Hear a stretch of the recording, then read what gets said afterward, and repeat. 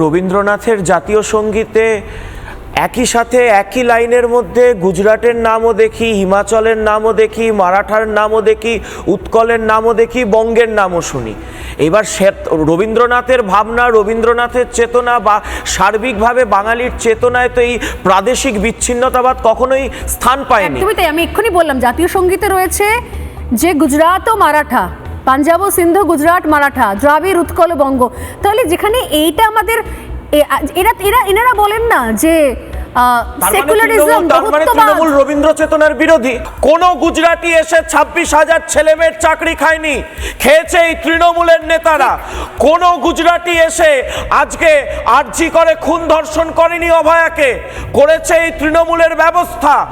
আজকে পশ্চিমবঙ্গে যে রেশন দুর্নীতি থেকে, কেলেঙ্কারি থেকে যা কিছু হচ্ছে, কোনো গুজরাট থেকে কেউ এসে করছে না। পশ্চিমবঙ্গে তৃণমূল করা নেতা, মন্ত্রী, এমএলএ, এমপিরা সেই দুর্নীতি করছে। যদি আজকে বাঙালি জাতির কেউ সবচেয়ে বড় শত্রু হয়ে থাকে, সেটা হচ্ছে তৃণমূল কংগ্রেস।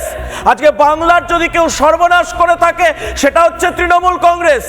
একটা ভোট তৃণমূলকে দেওয়ার অর্থ বাংলা, বাঙালির সর্বনাশ করা, বাংলা ভাষার সর্বনাশ করা।